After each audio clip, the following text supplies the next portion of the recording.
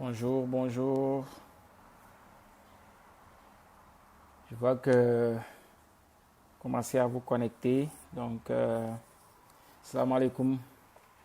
maa ngi nuyu ñëpp di leen ziar di baal wax ci tabaski gi ñu jóge ñaan sunu borom yokku ñu tawféex yàlla yokku xéewal yi bu baax a baax dafal ñu jàmm daf ko ci njaboot gi aussi. Ça fait plaisir, hein, ça fait plaisir de vous retrouver. Bonjour Bichette. Je ne sais pas si on peut commencer. Aujourd'hui, tey moom on va toucher différents points yoo xam ne day dellu si rek ci benn aspect mooy aspect de couple comme ni ñu koy faralee di voilà. Donc 2 minutes, je partage le live et je reviens. Ok, pas de souci. Donc on va se donner 2 minutes pour que diggante bi Bichette di partager live bi. Comme ça, après, on pourra démarrer. Comme ni ngeen ko gisee nag, bon, on va parler aujourd'hui de la question de l'ego, de la question de la fierté dans le couple, ak conséquences yi mu mën a am. Mais on va également parler de la lutte de pouvoir parce que yooyu noonu yëpp dañu ànd ay mbir yu ànd la. Xam naa ne gis ngeen ci ñuy wax anxiété de virilité loolu début bi lay doon dinañ ci waxtaan tuuti. Parce que ça va faire suite au dernier live bi nga xam ne moom la ñu defoon te doon wax de la question aussi de la sexualité comment tout ça lay am impact mais di wax ne rek li ñuy faral di waxtaanee fii dafay nekk toujours loo xam ne jàpp nañ ne voilà déwénati ngeenu déwénati déwénati donc di xalaat ne rek bon dina mën a dimbale daal waaw moo tax c'est sûr et certain que loolu moom on part toujours d'expérience vécue on part toujours aussi d'expérience professionnelle parce que comme ni ngeen ko xamee ñun dañuy def thérapie de couple lu bari dañuy def thérapie de famille mais en même temps aussi dañuy def médiation de couple waaw dañuy def li ñuy wooye médiation de couple nga xam ni xaw na ute ak thérapie de couple parce que souvent dina am ay couple yoo xam ne dañuy bëgg médiation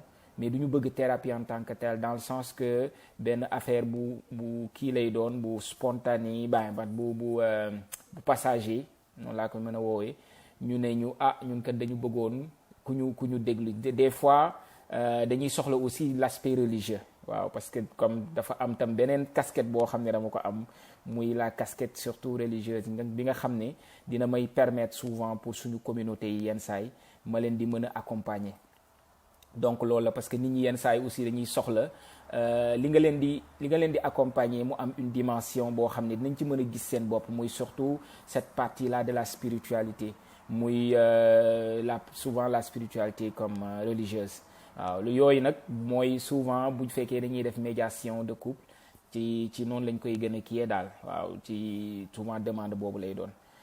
Pourquoi vous ne parlez pas aussi en français pour que tout le monde en profite? Oui, je vais parler aussi en français. Des fois, comme j'allie les deux langues. Donc, le live est bilingue, hein, français et wolof. Donc, je disais tantôt que je fais aussi de la médiation de couple. Donc, et je suis psychothérapeute dans ma carrière. Ça fait 15 ans maintenant. Et donc la question des couples, la question des familles, les questions individuelles également. Mais comme je disais tantôt, en général, quand je fais de la médiation de couple, je porte aussi une casquette qui est un peu spirituelle, religieuse, parce que souvent les couples, disons nos couples, certains couples qui ont une spiritualité quelconque, souvent ont besoin dans leur médiation de se retrouver dans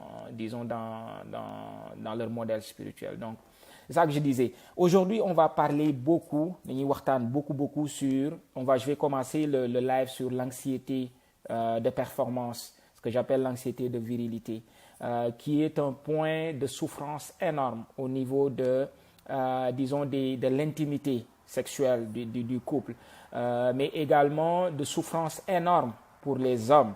Et aujourd'hui, je me suis rendu compte que dernièrement, ce qui est... Ok, Bichette. Donc, ce qui est nouveau que je vois, mais qui n'est pas nouveau chez nous, parce que j'en parle depuis très longtemps, c'est cette anxiété de performance-là la question de la sexualité est devenue une question qui est, disons, une question d'angoisse, mais d'angoisse de performance dans le couple. Et fan yi passé, on s'est rendu compte que ñu ngi wax lu bëri ci ce phénomène-là de nokos ma koy dégg ñu koy wax les femmes qui aujourd'hui prennent leur sexe leur vagin comme, excusez-moi, ben c'est comme ça, il faut appeler les choses par leur nom, comme une cuisine, comme on dit. C'est-à-dire que elles utilisent toute forme de produit pour chercher la satisfaction au niveau de la sexualité. Sous-jacent à ça, c'est également l'anxiété des hommes à être performants. Dernièrement, j'avais fait un post là-dessus où j'ai parlé d'une discussion que j'ai entendue dans un des téléfilms, je pense que c'est Infidèle, où il y a deux hommes qui discutaient de leur sexualité. Et l'un, il donnait la métaphore d'un combat de lutte. Il donnait la métaphore d'un combat de lutte. Donc,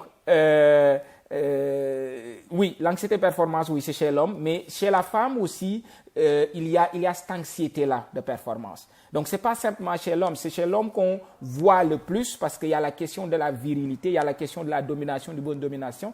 Mais chez la femme, chez nos femmes également, aujourd'hui, ce phénomène-là de nokos est dû à une certaine anxiété de performance, c'est-à-dire d'être à la hauteur de son homme, d'être à la hauteur de pouvoir satisfaire son homme à travers son corps physique, mais à travers son sexe. J'ai l'habitude de dire que quand on le regarde, je vais revenir à l'exemple que je donnais tantôt, c'est que quand j'ai écouté ces deux hommes-là, ils donnaient une métaphore d'un combat de lutte, que disons, l'acte sexuel était vu comme un combat de lutte. Et l'un disait à l'autre, mbapat mi temps yi mom tarna, sama chumukaay fune la koy dem wuti, etc. Okay? Donc, pour dire que ça soit du côté de l'homme, comme ça soit du côté de la femme, l'idée c'est que on se rencontre pour voir qui va être meilleur que qui. Est-ce que je vais être à la hauteur?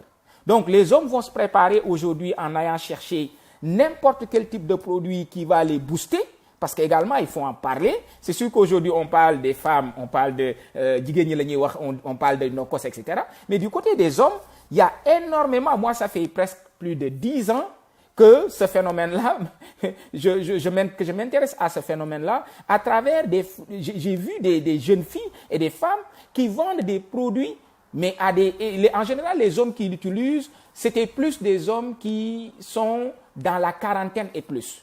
Mais aujourd'hui, de plus en plus, on se rend compte que c'est des hommes d'un certain âge qui l'utilisent, qui, en fait, sont dans la vingtaine, 25 ans et plus.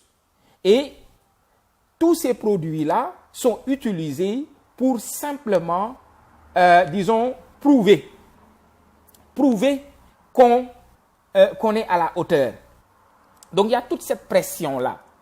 Du point de vue des femmes comme du point de vue des hommes, il y a toute cette pression-là de est-ce que je vais être à la hauteur au lit. Alors, si dans mon mindset, je me dis que je vais à un combat de lutte, mais je vais me préparer en conséquence pour être, donc toujours ce jeu de domination-là.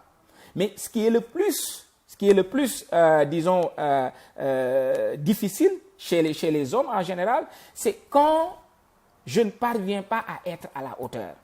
Et c'est là où ça tue à petit feu. Donc, malgré les conséquences que cela peut avoir, je vais toujours essayer de me tuer et de me mettre pour me mettre à niveau. Mais au moment où ça arrive à un point où je ne parviens pas, c'est-à-dire il y a des difficultés au niveau physiologique comme au niveau psychologique qui me gèlent, la plupart du temps, la honte s'installe. Et il y a l'ego qui est très touché. Il y a la fierté de l'homme qui est très touchée.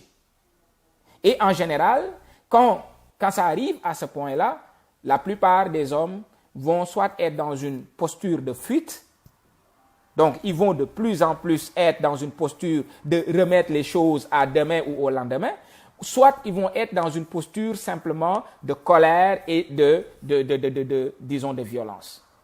Alors, parce que c'est un sentiment d'impuissance. C'est un sentiment d'impuissance. Alors, du côté des femmes, l'angoisse qui est là, c'est il va aller chercher ailleurs. Et finalement, malheureusement, c'est souvent comme ça que ça se passe. D'accord? Ça amène à ce point-là parce que des deux côtés, il y a quelque chose qui gèle. C'est la honte. C'est le sentiment de ne pas être à la hauteur qui gèle des deux côtés. Et quand il n'y a pas de communication, mais définitivement, qu'est-ce qui se passe? C'est que le gap commence à être grand. Le trou entre les deux. Et malheureusement, l'intimité devient un poids. L'intimité devient même une souffrance. D'accord? Donc aujourd'hui, quand on se rend compte j'ai vu beaucoup de monde qui tape beaucoup sur les femmes il faut changer de posture, etc. Je me dis souvent, il faut aller chercher au fond les causes et ne pas juste s'arrêter aux conséquences. Je pense que les phénomènes qu'on voit aujourd'hui sont les conséquences d'un mal-être, sont des conséquences d'un déficit, sont des conséquences souvent d'un manque d'éducation au niveau de la sexualité, au niveau de l'intimité du couple. Ok? Alors, maintenant, on peut toujours s'arrêter à vouloir arrêter la fumée, mais si on ne va pas vers le feu, on ne pourra jamais arrêter la fumée. Parce qu'à chaque fois qu'on va trouver des moyens ou qu'on va... Et en général, le fait de pointer du doigt n'aide pas. Ça peut même amener la personne à être dans une posture beaucoup plus comme enfermée. Beaucoup d'entre nous, dans le couple, sont dans une bulle, vivent dans une bulle. OK? D'une bulle de protection. Alors, Bichette dit, les hommes n'ont aucune patience face au manque des femmes. Les femmes, mais les hommes, en général, ils se contentent d'aller voir ailleurs. Ça, Bichette, c'est lié à, disons, la question aussi de la socialisation. Ça ne veut pas dire que les femmes n'ont pas envie d'aller voir ailleurs, mais c'est plus le poids. Le poids est moins fort chez les hommes que chez les femmes parce que, disons, de prime abord, les hommes, disons, dans l'inconscient collectif, on part avec l'idée qu'un homme a la possibilité d'être dans plusieurs relations de couple à la fois. Alors qu'une femme, dès qu'elle est dans une relation de couple, elle est dans cette relation de couple-là. Mais ça n'empêche que la question de l'infidélité se pose à partir de ce moment-là. D'accord? Mais l'infidélité des hommes est beaucoup plus visible souvent parce qu'elle n'est pas cachée des fois. Elle n'est pas cachée. D'accord? Et elle n'est pas autant réprimée aussi, en fait. Elle n'est pas autant réprimée que l'infidélité des femmes. Je donne juste un exemple. Regardez tout le bruit qu'il y a et tout le poids du jugement entre l'infidélité des hommes qu'on a vu dans une série comme Maîtresse d'un homme marié et l'infidélité des femmes qu'on voit dans une série comme Infidèles. Qu'est-ce qui dérange le plus les gens? Dans l'inconscient collectif, c'est l'infidélité des femmes qui a le plus choqué que l'infidélité des hommes. Oui, ils ont réagi d'une certaine façon quand il s'agit de l'infidélité des hommes dans Maîtresse d'un homme marié, qui a posé le débat d'une société et des relations. Mais aujourd'hui, regardez comment c'est encore beaucoup plus. Et quand on regarde, c'est autant les hommes que les femmes qui, en fait, sont choqués et plus choqués par cette infidélité-là des femmes qui est relatée par une série.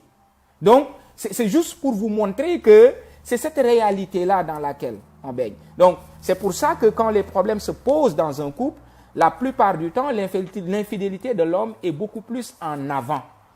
OK? Et parce que c'est beaucoup plus socialement accepté. Hein, je dirais ça comme ça, entre guillemets, toléré.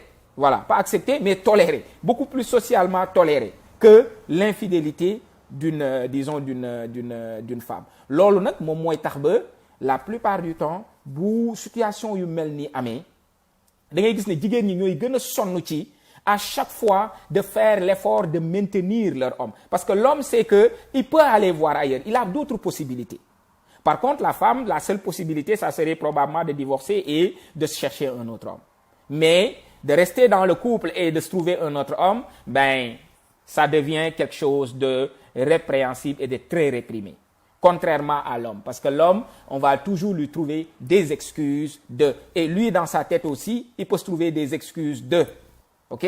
Donc, c'est ça qui, en fait, est la principale différence. C'est pour ça également qu'il faut regarder, je l'ai dit, je pense, ici une fois, le corps de la femme.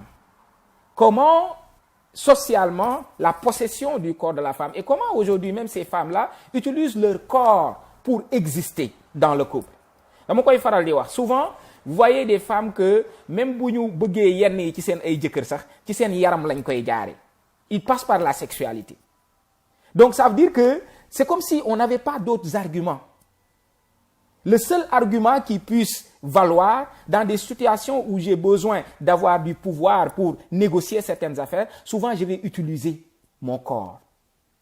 OK? Donc, soit da ngay gis jigéen ñoo xam ne bu ñu meree seen jëkkër yi wala ñu bëgg leen a coincer yenn saay dañuy téye seen bopp ou bien ben voilà bu ñu leen bëggee neexal wala ñu bëgg dara ci ñoom ils vont utiliser ça aussi. Donc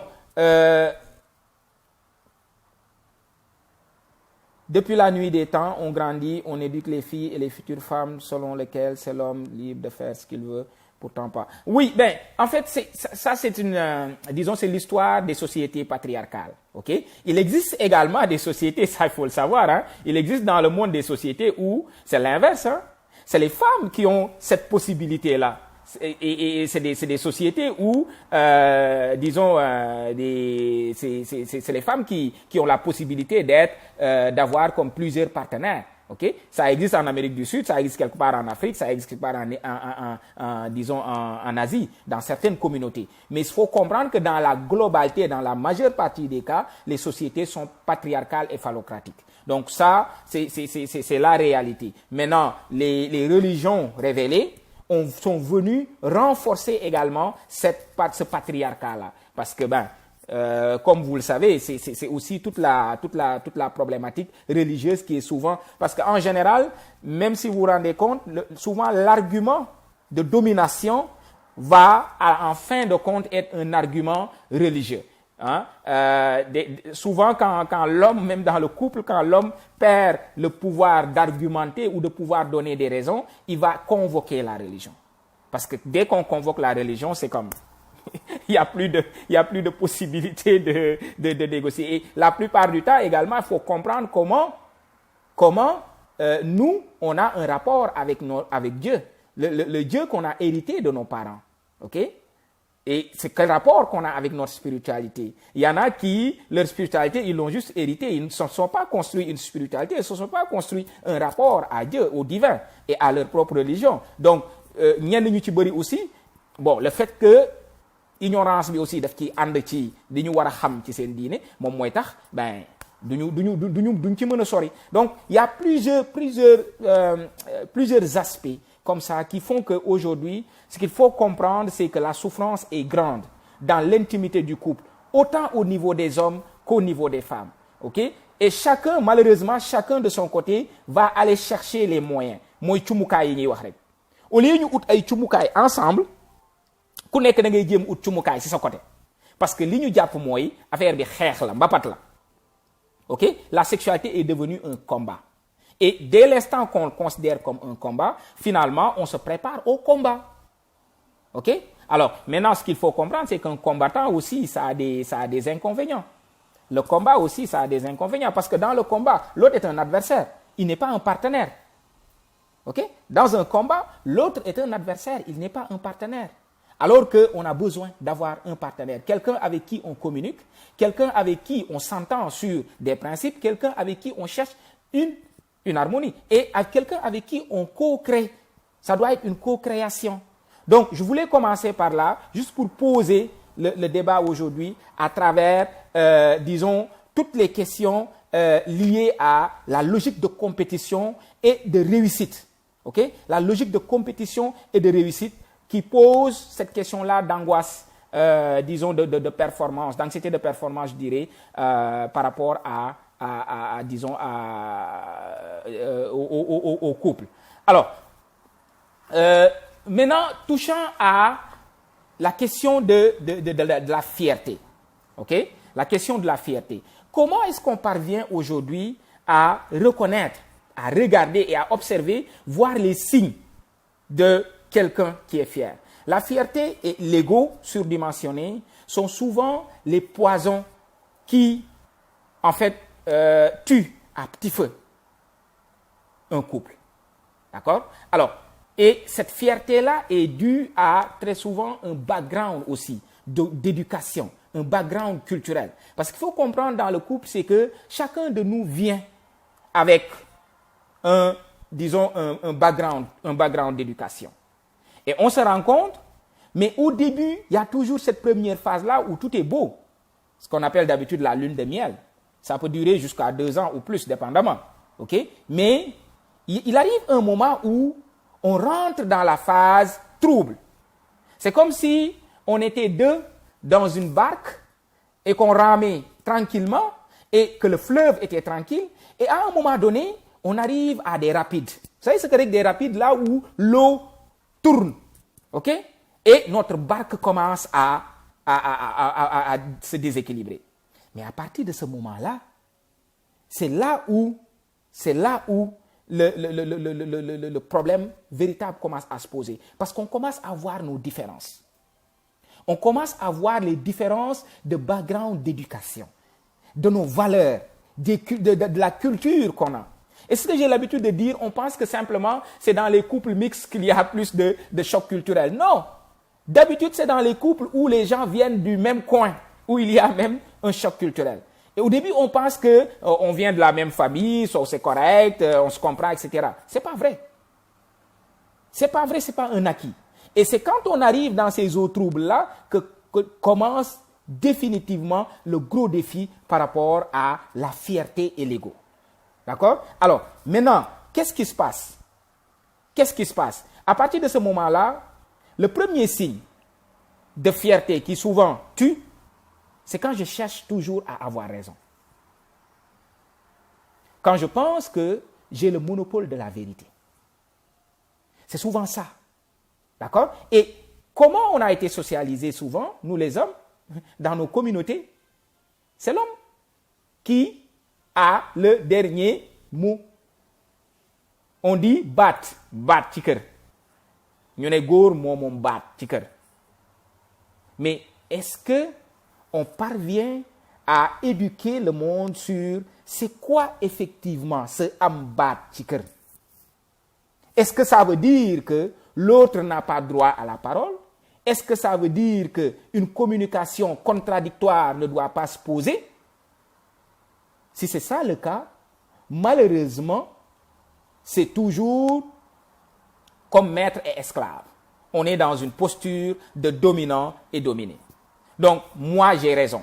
Alors, si moi, je considère que j'ai raison, ça veut dire que même si je n'ai pas raison, je pense que j'ai raison et j'agis de façon à montrer à l'autre que c'est moi qui ai raison. Alors, là se pose la question fondamentale de damay jàpp ne kële maa ko gën. Je pense que je suis meilleur que la personne. Je suis plus intelligent que l'autre. OK? Et des fois, il y en a qui pensent même que ils sortent comme je dis, ils sortent des cuisses de Jupiter. Madame, c'est des personnes parfaites. D'accord? Et ils vont te dire, en tout cas, ici, c'est moi qui ai le dernier mot.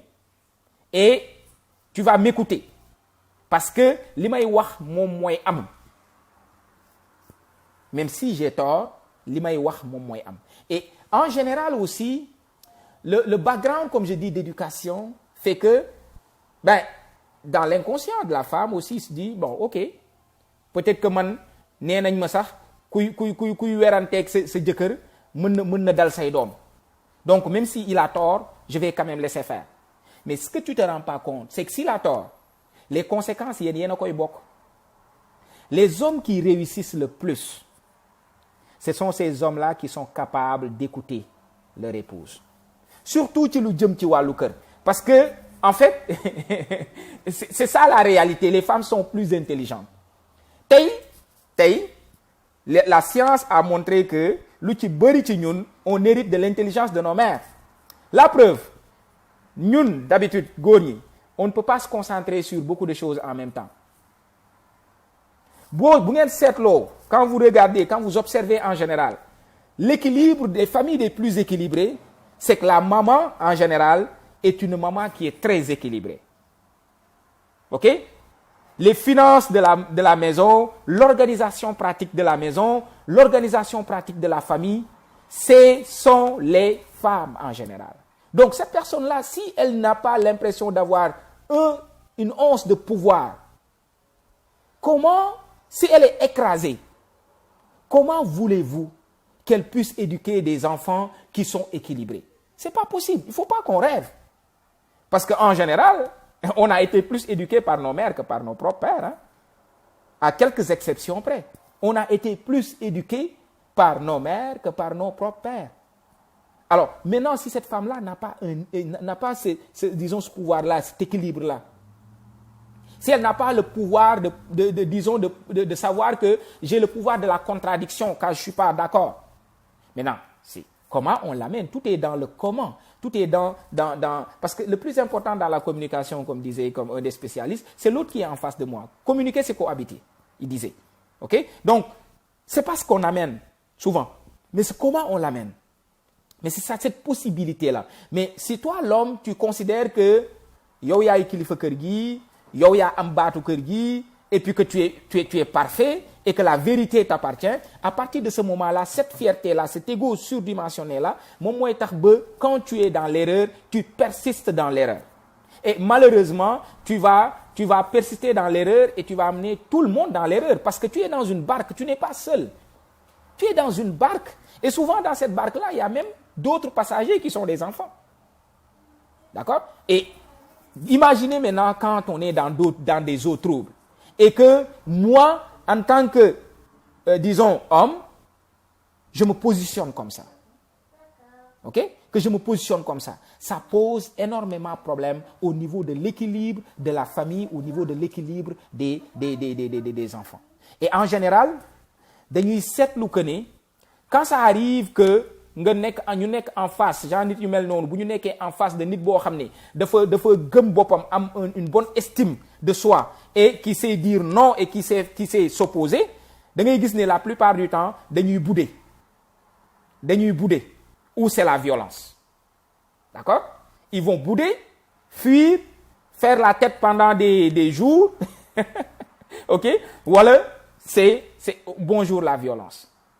D'accord? Que ça soit la violence verbale, que ça soit la violence physique. Mais liñ dul seetlu te mu voilà clash bi bu amee donc liñ dul seetlu mooy bi ci gën a doy waar mooy la violence psychologique. Mooy dañuy commencer di la attaquer ta propre personne. Une violence émotionnelle et psychologique. La plupart du temps, elle est sournoise, mais elle est beaucoup plus destructrice. Et en général, nit ku mel noonu par rapport ak fierté ak ego surdimensionné, bu yeggee ci yenn situation yi nga xam ne des situations de défi au niveau du couple, li muy gën a utiliser souvent moom mooy cette violence-là psychologique et émotionnelle. Maintenant, am na ci ñoo xam ne dañ ci yokku une violence physique. Dañ ci yokku une violence physique. Mais c'est surtout la violence émotionnelle et mooy chantage yi mooy wax yu ñaaw yi mooy fàttali affaire yu ñaaw yi mooy jéem a toucher le plus profond dans l'honneur de la personne. Gëmloo ko sax dem da ngay gis ñoo xam dañuy dem sax ba gëmloo ki ñuy nekkal ne elle vaut absolument rien. Elle n'est pas intelligente. Elle n'est pas à la hauteur. OK? Beneen chantage bi moom mooy man moom bu fekkee nii lay continuer damay dem seeti feneen man moom damay dem takki keneen man moom jigéen ñi bëri nañ fi xale yi dañ maa topp OK? Et là tu amènes la personne vers un inconfort parce que ce sentiment-là d'insécurité ñun suñu jigéen ñi c'est dommage mais la réalité est que ñu ci bëri ils vivent presque perpétuellement dans un sentiment d'insécurité. Perpétuellement. Et le plus gros bâton que nous, on a en tant qu'homme, souvent, et puis qu'on utilise, moi, on est dans une posture, on pense qu'on est en train de perdre notre pouvoir dans le couple, bâton bini yëkkati, mooy bâton de boo deful ndànk damay wuti feneen wala man am na ñu bëri ñu ma topp wala bon écoute. Donc, il y a ce chantage émotionnel, psychologique, mais il y a également d'autres types de violences yoo xam ne comme ni ma ko waxee sànq, ça va aller de essayer de rabaisser la personne, d'accord, essayer de l'ignorer, d'accord, essayer de lui montrer qu'elle n'est pas à la hauteur, qu'elle ne vaut rien.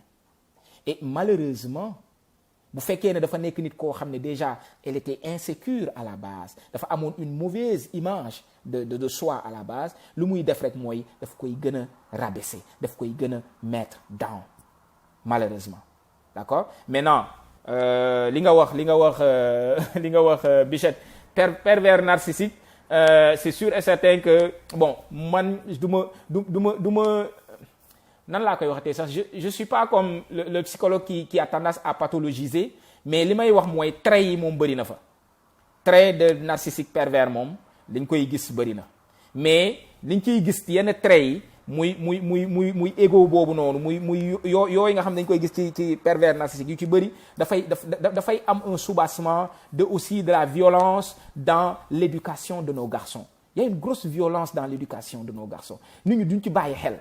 Être un homme, c'est quoi être un homme? Gis nga góor ñu bëri yi ngeen nekkal bu ngeen leen laajoon c'est quoi être un homme, qu'est-ce que jéem leen tuuti rek souvent ngeen jéem waxtaan ak ñoom laaj leen c'est quoi être un homme. Vous vous rendrez compte à quel point beaucoup d'entre eux sont en souffrance de vouloir avoir le contrôle, vouloir être à la hauteur, se battre toujours pour mën a nekk ki nga xam ne ku ñu gis dañuy ne kii góor la. lan mooy góor, laaj leen lan mooy góor. loolu mooy souffrance bi gën a rëy yenn saay. Et malheureusement dès l'instant que nit ki sentir que ne ngóoraam googu noonu mooy vérité boobu muy xalaat ni xaw na wàññeeku ci moom, da ngay gis comportement de souffrance yi. Mais comportement souffrance yi kan lay dal? Ci ki gën a faible, ki ko gën a jege ci lay dal, mooy njabootam, ay doomam wala soxnaam, ci moom lay dal. Ok, ci moom lay dal. Donc se poser la question, jéem leen laajte, waxtaan leen ak ñoom, laaj leen, d'accord. Oui, il faut qu'on fasse un live sur la confiance en soi. waaw loolu moom lu war la ñu def ko. Mais il y a toute une souffrance autour de la masculinisation. Maintenant la féminisation buñ ci wax, parce que bu ñu waxee souffrance autour de la masculinisation rek, on sait que les conséquences ça se répercute au niveau des personnes les plus vulnérabilisées, muy jigéen ñi ak xale yi. moo tax souffrance bi nekk autour de ça ci ñoom lay dal, la plupart du temps ci ñoom lay dal. Et il est tellement difficile de leur faire comprendre leur tort, tu risques même de te passer pour une mauvaise. waaw mooy loolu, parce que une bonne épouse égale celle qui exécute sans murmurer. ñenn ñi dañuy yaakaar ne armée la ñu nekk en fait. Donc tu es le boss et le reste de la troupe ils doivent exécuter sans murmurer. Ok, amuñu droit sax disons wax leneen, amu droit am un avis contraire. Alors maintenant bu fekkee ne par exemple dafa nekk nit koo xam ne déjà à la base l'image, parce que confiance en soi, estime de soi dafay déparé ci image bi ngay am ci sa bopp.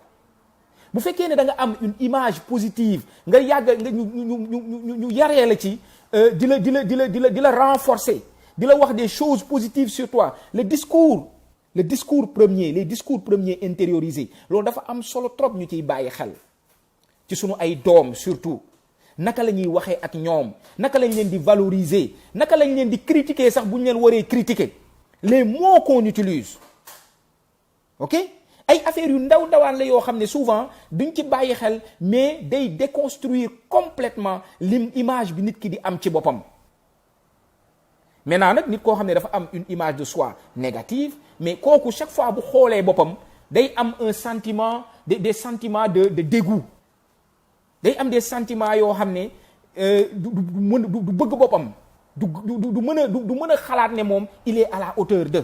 léegi nag imaginel kooku mu daje koo xam ne aussi muy nit koo xam ne tamit dafa nekk en souffrance moom, parce que nit ku nekk en souffrance li muy jéem a wut rek mooy ku mu dominer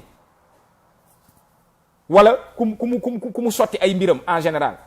Donc c'est comme un peu comme un phobie. bu ngeen gisee yenn góor ñu bëri ñu nekk dans une posture de domination et de violence envers leurs épouses ñu ci bëri ci ñoom c'est parce qu'ils sont en extrême souffrance boo leen xoolee dañuy nekk ay nit ñoo xam ne à la base mën nañu am benn apparence nii que yenn saa yi sax ay nit la ñoo xam ne dañuy mën a def masque seen masque ci biti day rafet mooy tax ba buñ ko waxee ñi leen xam sax dañ naan noo lii mënul nekk kii du moom parce que ci biti dañuy nekk ay nit ñoo xam ne mais masque bu rafet la ñuy sol mooy tax ñi koy dund ak ñoom bu ñu ñëwee ne leen kii nii la mel nit ñi duñ leen gëm li tax mooy ils ont appris à se construire ce masque là pour exister malgré tout ci ginnaaw masque boobu noonu mais souffrance bu rëy moo fa nekk souffrance boobu nag moom moo tax ñuy comporté woo comme ni ñuy comporté woo maintenant nag est-ce qu'on mérite d'être avec une personne comme ça? Moi je dis non. Mais qu'est-ce qu'il faut faire?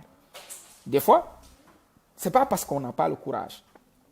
damay dégg lu bëri ñu naan yenn famille di wax yeneen famille il faut avoir le courage de partir ça se passe pas comme ça, je suis désolé là mais ça se passe comme ça. En tout cas man ci li ma xam ci sama domaine di ci liggéey pendant des années ça ne se passe pas comme ça, surtout quand la personne a été tellement écrasée. moom mooy tax ñu bëri ñi leen di bëgg a dimbali sax dañuy dem ba xaddi parce que dañuy jàpp ne ñii bëgguñu seen bopp dañu ñàkk fayda et cetera fekk du loolu du loolu, c'est plus profond que ça.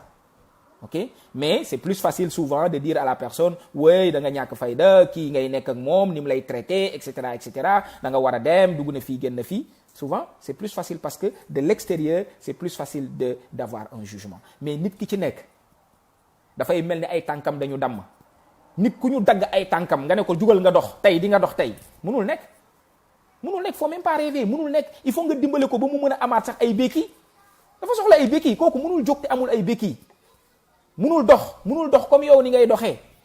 Donc il faut que ñuy bàyyi xel loolu naal mu ne lan un jour on m'a dit qu'il faut que xaaral ma xool li mu wax si t'es pas un bon leader personne ne va t'obéir bon en tout cas donc li ma doon wax mooy gis nga loolu ego boobu ak fierté boobu noonu moom mooy indi cette lutte de pouvoir là mu nekk une lutte de pouvoir très destructive parce que lutte de pouvoir bi mënul ñàkk mooy li may wax deuxième phase u mariage après la lune de miel bu ñu demee ba ku nekk di gis différence ci moromam foofu ñaari nit ay nit ñoo mel noonu mais lutte de pouvoir boobu pour mu mën a sain il faut que mu am nu ñu koy organiser il faut que mu am écoute il faut que mu am une communication saine mais munu fa ñàkk mais li malheureusement les souffrances qu'on a accumulées ak yi ñuy démaale muy fierté boobu muy rëy gi muy égo surdimensionné bi muy le fait que man maa war a dominer man maa yor baatu kër et cetera moom mooy tax lutte boobu noonu day mujj doon quelque chose de très très très destructif lu tax mooy ki koy def day jéem a ut a dominer au lieu mu jéem a ut a collaborer day ut a dominer relation nag bu ci domination utee bu ci amee kenn kuy jéem a dominer moromam rek bu boobaa ça devient destructif bu boobaa ça devient complètement destructif maintenant parce que insécurité yi day commencer di ñëw suñu ay insécurité bopp mooy man mii nekk góor ci kër gi naka la ma sama ay morom di xoolee ma am jabar joo xam ne su ma waxee A mu ne B su ma waxee sama idée mu indi idéem naka la ma sama ay morom di xoolee wala samay mbokk bu ñëwee fii ci kër gi gis ne que yenn saa yi damay ñëw indi benn idée sama jabar ne ma lii de bu ñu ko defee woon nii peut-être que nangam wala ñu fekk ma ci kër gi may def liggéey boo xam ne liggéeyu jigéen la niñ ko mën a jàppee parce que loolu lañ ko jàppee liggéeyu jigéen la ok man est-ce que góor laa bu fekkee ne wax naa ak kii moom xelam ëpp sama xel ñu waxtaan ci benn affaire boo xam ne décision la pour kër gi wala décision la pour xale yi wala et cetera moom que la vérité sorte de sa bouche ou que la lumière vienne d'elle est-ce que man bu boobaa mat naa li ma doon da nga koy dégg ñu koy wax est-ce que mat naa li ma doon donc mooy insécurité yooyu noonu on en a tellement des insécurités et la plupart d'entre nous boo xoolee suñu ay réaction yi ñuy def yu ci bëri c'est lié à ces insécurités là muy ñu góor ñi muy jigéen mais ñun góor ñi insécurité de pouvoir boobu la ñuy am insécurité de domination boobu mooy nekk ci ñun insécurité d'être à la hauteur boobu, insécurité de nekk kilifa, insécurité de am baatu kër gi, insécurité de mën a convaincre nit ki déglu la. Donc loolu moom mooy tax la plupart du temps, et que on n'aime pas être impuissant c'est ça notre réalité. Et loolu moom mooy tax nag insécurité yooyu noonu moom moo ñuy gën a pousser souvent à ce que ñuy réagir neneen. Jigéen ñi c'est des insécurités liées à l'abandon, des insécurités liées à la perte, comprendre, des insécurités disons liées à l'autonomie. Donc yooyu moo ci nekk. Dangay gis femmes yoo xam ne tey dara deseetuñu dara ci kër gi, maanaam xam nañ ni ki ñuy nekkal nii moom bëggatuñu fee nekk, mais li tax mënuñoo dem moom mooy y a cette insécurité là de pouvoir être autonome.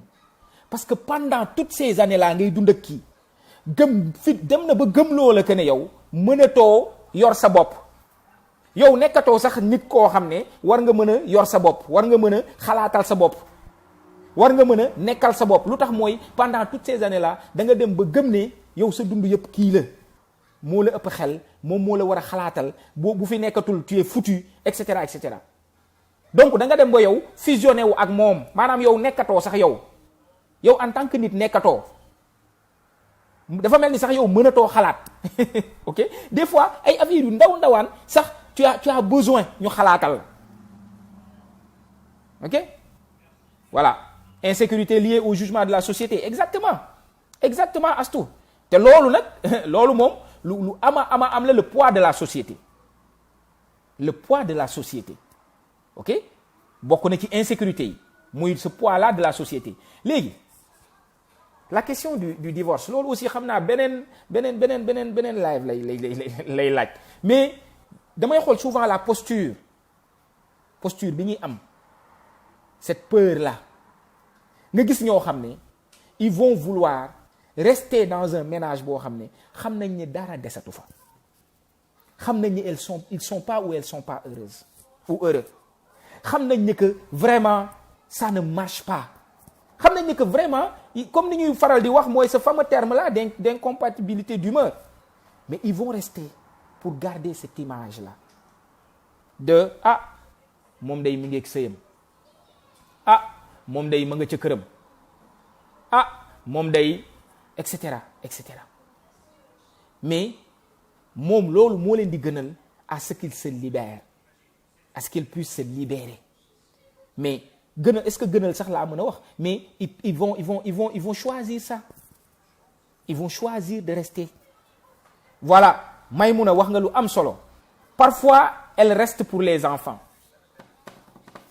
xam naa li may wax dina leen choquer lool, mais ma bàyyiloo leen xel benn mbir mooy si jamais tu décides de rester pour les enfants, bu àdduna yàgg mukk ba kenn ci xale yooyu noonu mel nu la neexul nga dem di ko fàttali que ne su ma desee sa kër baay ba léegi yow yaa tax, parce que c'est pas de sa responsabilité, c'est pas de sa faute, yow yaa choisir. Parce que loolu laay faral di seetlu lu bëri ci li ma jot a gis ci yenn dynamique familiale yi, mooy parents yi nga xam ni ils sont restés pour les enfants, dañuy dem bu xale yi màggee dañuy yaakaar ne xale yi il leur doit vie et mort. lu mënti xew dañ leen koy indilaat tegalaat leen ko sur la table ne la waaw li ma daj sama àdduna yëpp ngir yéen a tax, li ma daj yëpp seen kër baay ngir yéen a tax, li ma fa toog yëpp, li ma souffrir yëpp ngir yéen a tax, comme si c'était la responsabilité de ces enfants-là. C'est comme si eux, ñoom ñoo la imposer à ce que nga toog. Si on doit le faire, qu'on le fasse par responsabilité, que ñun ñoo ko def. D'accord? Alors, et très souvent, ça détruit même plus que ça ne construit. Parce que di nga fa des nga yaakaar ne xale yi gisuñu li ngay dund, mais li ngay dund day am conséquence ci xale yi, malheureusement. Li ngay dund day am conséquence ci xale yi. Combien d'adultes aujourd'hui ñoo dem féetoo woog seen yaay à cause de dañu yàgg dund di gis seen papa ni mu doon traité seen yaay, ñu wëlbatiku màgg ànd ak seen yaay di xeexal seen yaay doon des enfants soldats. Parce que la plupart du temps aussi loolu mooy am. Quand tu décides de rester pour les enfants, très souvent tu les embarques. Tu les embarques dans un camp. Tu les embarques dans un camp et tu en fais des enfants soldats. Oui, tu en fais des enfants soldats. Et malheureusement, tu leur fais porter un poids boo xam ne ñoom ils n'avaient pas demandé à ça parce que ñoom ils n'ont pas demandé yéen ñaari mag yéen a dem ba gisante bëggante ngeen sëy et yéen a décidé ne da ngeen di def ay doom. Maintenant vous avez des responsabilités envers ces enfants-là mais bu ngeen yeggee ngir yàlla ba nga xam ne affaire yi métti na métti te mënatulee na nekk ensemble. Ne faites pas vivre aux enfants ces tourbillons-là éternels. am na fi ay mag yoo xam ne tey la ñu dund seen kër moom la ñuy répercuter ci seen ay sëy muy góor muy jigéen. C'est la reproduction. dafa am ay at yu bari ci ginnaaw ma amoon benn cliente benn jeune fille li mu daan def mooy day bàyyi ba papaam am ay gan parce que papaam personnalité la woon day bàyyi ba papaam am ay gan un peu dans l'Afrique de l'Est là day am bàyyi papaam am ay gan elle se masturbait à table devant les invités baay bi ak yaay ji ne kii dafa dof ñu yóbbu ko pour ñu faj ko mais après ce que j'ai compris ce qu'on a compris au niveau de l'équipe clinique c'est que loolu mu doon def noonu daf ko doon def en réaction à son père, à la violence de son père envers sa mère et ses frères et sœurs. D'accord? Mais foofu laa doon ñëw nana foofu laa doon ñëw bi ñu demee ba ci biir ñun on s'est rendu compte parce que on a suscité comme une thérapie familiale on s'est rendu compte que paa bi ci boppam papaam noonu la daan comporté woo ak yaayam ak seen waa kër. Son père était violent. Donc moom dans son mindset un homme pour être un homme il faut que nga maintenir violence boobu noonu pour ñu war la mën a ragal ci kër gi pour nga war a mën a yor pouvoir ci kër gi di def lu la neex. Donc pour moom c'était normal. Il se rendait même pas compte que ni muy dundee noonu mën na am ay conséquences léegi nag xale bu jigéen bi comme que moom amul doole pour mën a faire face à son père comment il peut faire pour toucher ko mooy lui faire honte devant ses amis. Et la meilleure façon de lui faire honte devant ses amis ben c'est ça c'était ça sa façon de faire. Donc loolu la maintenant Aminata c'est sûr et certain que y a jamais de choix facile bu ñu yaakaar mukk ne nit ñi nga xam ne def nañ sax benn ñaar wala ñetti divorce c'est parce que dañoo mënul la téye sëy c'est parce que baaxuñu c'est parce que souffriruñu société bi di leen juger mais à un moment donné ils se sont dit il faut que je le fasse pour moi il faut que je le fasse peut-être même pour mes enfants parce que moom moo gën ma won leen que ne seen yaay wala seen papa am na capacité am na possibilité mën a jël décision de se séparer d'une personne quand ça ne va pas loolu la ñuy jàngal sunu ay doom. lan la ñu war a jàngal sunu ay doom est-ce que dañ leen war a jàngal ne que même si une personne est nuisible dans ta vie il faut rester avec wala est-ce que dañ leen war a jàngal ne tu peux aimer une personne et comprendre que c'est pas la bonne personne dans ta vie aujourd'hui et maintenant loolu mooy autonomie loolu moom mooy autonomie malheureusement nag comme je dis c'est pas facile c'est pas un choix facile ok mais c'est parce que c'est pas facile qu'il faut le faire mais c'est parce que c'est pas facile qu'il faut essayer de le faire si tu penses que c'est la façon de faire gis nga bu fekkoon ne dafa doy waar je prends juste l'exemple spirituel et religieux bu fekkoon ne lu bon la yàlla du ko daganal ba pare utal ko aw saar ba pare encadré ko daf ko daganal utal ko saar ba pare encadré ko ok ba pare si ñuy jàng xam nañ ne nii yàlla waxee foofu ak yonentam ba daf ko joxoñ directement dafa wax ak moom directement joxoñ ko ne ko bu lii naree am na ngeen ko defee nii ak nii ak nii ak nii ak nii donc ñu war a xam ne option la maintenant nag je suis pas en train de dire que dès que mu ne nii rek nga tëb ci déedéet il faut essayer mais des fois tu essaies tu te rends compte que ça ne marche pas si ça ne marche pas il faut pas te forcer Parce que si ça ne marche pas et que tu te forces, tu vas te blesser et probablement que tu vas blesser d'autres mondes.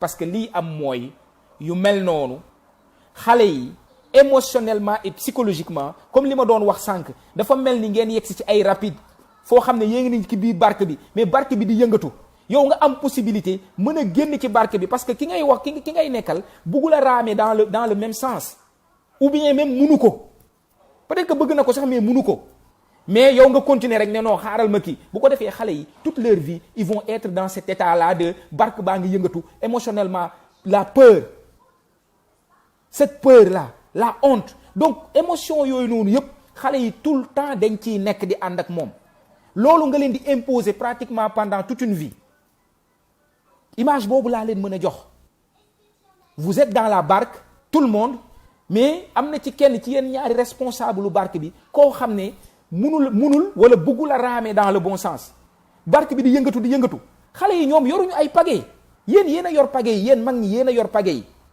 donc il faut que mu am kenn ci mag ñi koo xam ne moom mooy mën a taxaw à un moment donné sécuriser xale yi sécuriser waale boppam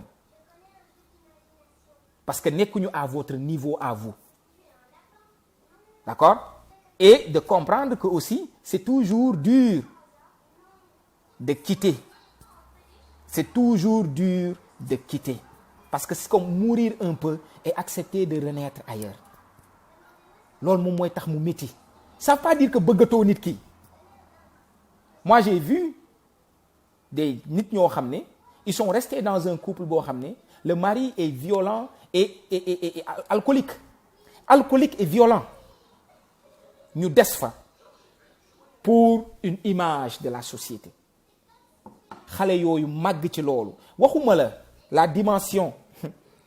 dimension biologique parce que ñoom peut-être xamuñu ne que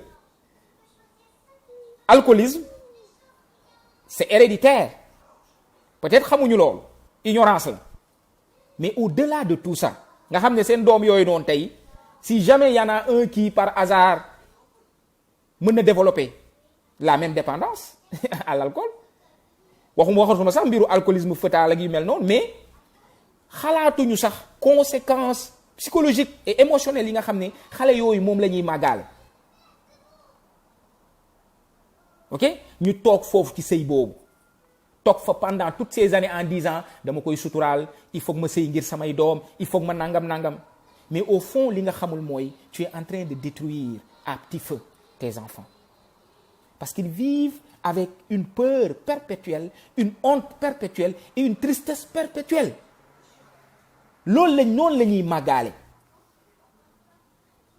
exactement Bichette on peut aimer une personne et savoir que c'est pas la bonne personne dans notre vie aujourd'hui et maintenant et l'accepter loolu mën a nekk la et lu war a nekk la am na foo xam ne bu ngeen fa yeggee dafa war a nekk te dafa mën a nekk te dafa war a nekk sinon loraange moo ciy am soit da ngay lor sa bopp yow wala nga lor ki ngay nekkal ok pas fermer le frigo donc loolu la malheureusement moom mooy tax tey dañuy gis tout le paradoxe qu'il y a autour de ça d'accord alors maintenant nag défi bi dëgg mooy partager le pouvoir comment on partage le pouvoir dans un couple et comment on installe une communication saine comment on partage le pouvoir et comment on installe une communication saine loolu moom mooy mbir mi léegi nag li ma ciy bëgg a wax rek je vais revenir sur ce point naka ngay mën a dimbalee sa bopp ci loolu tey parce que quand on parle des causes des difficultés aussi il faut ñu jéem a indi un peu de tips comme ni ñuy wax comme li anglais di wax tips mooy ay solutions yu ndawaat il faut toujours dans un couple se donner le temps de la réflexion quand une difficulté arrive li ñu war a gën a moytu mooy impulsivité li ñu war a moytu la impulsivité la possibilité de prendre du recul la possibilité de pouvoir se taire de prendre le temps de la réflexion la possibilité de refuser d'embarquer dans un combat. Ok?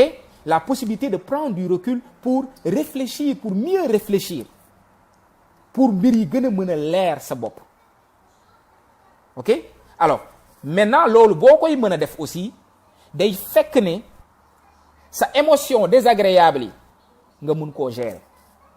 Malheureusement intelligence émotionnelle lu jafe-jafe la ci ñun des fois lu jafe-jafe lu tax mooy nit ñuy yaree la lu ci ëpp dañuy yar ci ñuy obéir dañuy yar ci noppil looy jooy góor du jooy nangam dañuy yar ci réprimer nos émotions lu ci bëri loolu moom mooy tax la plupart du temps on ne sait pas quoi faire avec la colère. La plupart du temps boo gisee yenn góor yi wala jigéen yi si ñun bu ñu meree ils savent pas quoi faire avec la colère. Ils sont impuissants face à leur colère moom mooy tax nga gis jigéen soode jëkkëram jigéen dem soode wujjam jigéen ñëw rey jëkkëram wala jëkkër ñëw rey jabaram. La plupart du temps on ne sait pas quoi faire avec ce feu-là qui brûle à l'intérieur de nous. Donc intelligence émotionnelle lu jafe-jafe la ci ñun te loolu moom mooy indi yenn tooxidoona yu bëri yuy am ci sëy yi yenn difficulté yu bëri yuy am ci sëy yi parce que da ngay mer tu réagis te nag wolof yi wax nañ ko mer ba pare muus moom àndul. Quand le vent de la colère souffle souvent la lumière de l'intelligence s'éteint. C'est ça la réalité. Ok? Je vais le répéter, quand le vent de la colère souffle très souvent la lumière de l'intelligence s'éteint. moom la wolof yi wax ni mer ba noppi muus lu jafe la moo tax ñi gën a réussir en termes de couple mooy ñi nga xam ne dañuy jàng à gérer leurs émotions surtout les émotions désagréables surtout nag mer ak tiit ak rus ñett yooyu rus mer tiit rus mooy gàcce mer ak tiit la peur la colère ok et la honte. Ce sont les personnes qui ont travaillé plus pour mën a nekk pour mën a gérer ces émotions-là en général bu situation amee ñooñu ñoom ñooy gën a mën a jël du recul ñooñu ñooy gën a mën a jël du temps le temps de la réflexion te ñooñu ñooy gën a mën a moins def ay dégâts ñooy gën a mën a moins def ay dégâts ok malheureusement c'est mu ne contrôler ses émotions daa métti moi par exemple j'ai l'impression que je ressens les choses 10 fois plus gis nga Astou pour ma mën la jox rek un exemple lu lay dimbale waaw dinaa ko répéter pour ma mën la jox un exemple rek de li lay dimbale Astou mooy il faut pas refuser ces émotions là loolu moo ñuy métti parce que mooy gën a métti ñun parce que dañ ñu yaree ci ñu leen di réprimer ñu bañ leen a accepter émotion yooyu pour nga mën leen a dimbali ko il faut nga mën leen a accepter accueillir leen mais nga mën leen a bàyyi ñu jàll parce que tant que accepter woo leen li mbir mi li muy indi mooy dafay mel ni poids buy pousse ngay pousse da ngay mujj yow épuisé wu parce que mënoo leen a dàq émotion yi mënoo leen a dàq li nga mën a def mooy accueillir leen reconnaître leen il faut savoir nommer nos émotions et c'est important même à nos enfants de savoir dire à son enfant ou à son mari je suis en colère je suis triste j'ai peur tant que mënoo koo wax tudd ko tu es dans un déni et ce déni là moom mooy tax souvent ngay xeex ak say émotion loolu nag moo ñuy sonal lu ci bëri parce que duñ ko bëgg a nangu ñu ci bëri si ñun góor quand tu as peur mais tu veux pas avoir peur parce que tu penses que peur égale manque de virilité tu penses que peur égale faiblesse moo tax doo nangoo wone ne sax da nga ragal doo waroon nañu ne sax da nga tiit te pourtant émotion yooyu noonu yëpp c'est des émotions humaines normales et même utiles parce que émotion yi ci ñun dafa mel ni ay lumière booy dawal ba yegg si ci feu rouge di nga xam bu verté lan ngay def bu jaune lan ngay def ak bu rouge lan ngay def émotion yi noonu lañ mel ci ñun émotion yi noonu lañ war a mel ci ñun ok donc émotion yi noonu la ñu war a mel ci ñun ñu xàmmee leen mën leen a accueillir mën leen a tudd mën leen a nommer accueillir leen ba pare ànd ak ñoom voilà kon Astou kon ça veut dire que am am na ñuy retenir di bind merci Astou voilà j'ai vu que am naa ay kii ay secrétaire ci live bi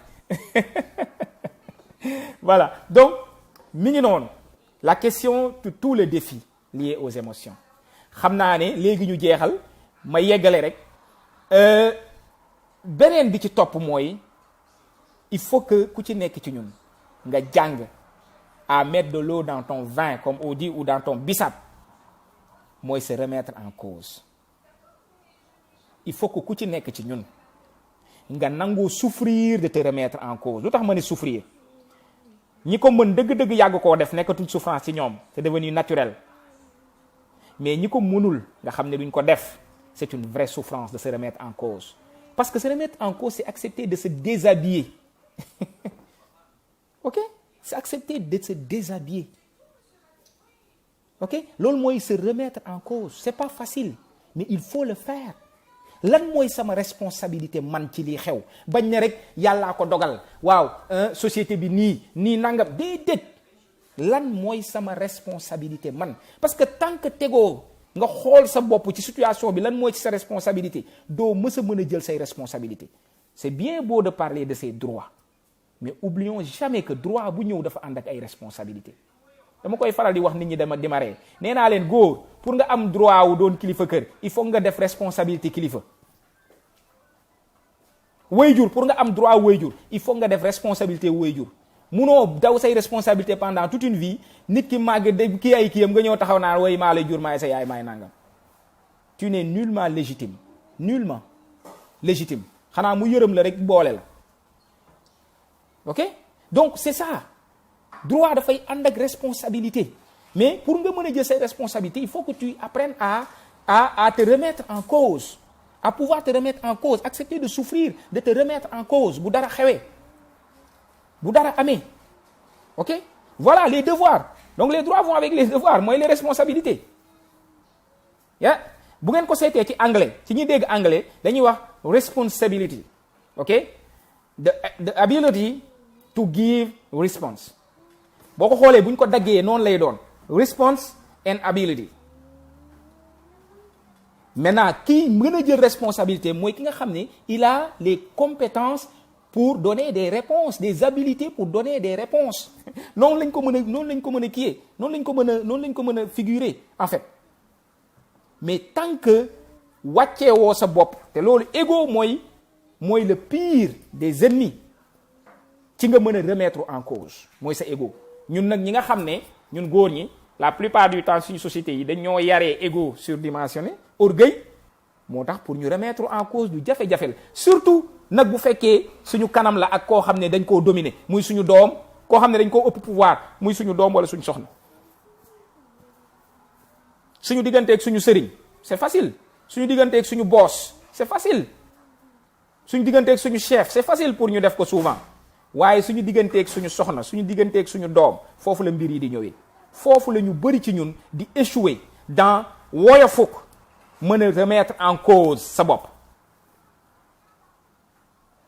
pour ma joxe un exemple rek dama mës a dégg benn ku jege woon Serigne Saliou muy expliquer mu ne ni mu bëggee woon daara yi dafa ñëwoon ci benn daara boo xam ne dafa daan faral di leen ñëw di leen visiter te jamono yooyu il était xalif mais ci daaraam yi ñenn ñi dafa doon ñëw di leen visiter il est arrivé une fois te moom moo leen jiite ak pouvoir bi mu amoon ak notoriété bi mu amoon et tout mu ñëw visiter si leen mais taalibe yi nekkoon foofu yëguñu woon ne sëñ bi ñëw na donc kenn ñëwul nuyu si ko te d'habitude bu daan ñëw dañuy daw nuyu si ko et tout mais kenn ñëwul nuyu si ko mu toog ay 30 minutes gisul kenn mu dugaat ci oto bi mook chauffeur bi ñu dellu Touba bi ñu delloo moom ce qui se disait dans sa tête ndeysaan ce qui se disait dans sa tête mooy ndax ñii dama leen def loo xam ne moo tax ma ñëw ba fii nii ñëwuñu nuyu si ma yaa imagine cette grandeur là d'esprit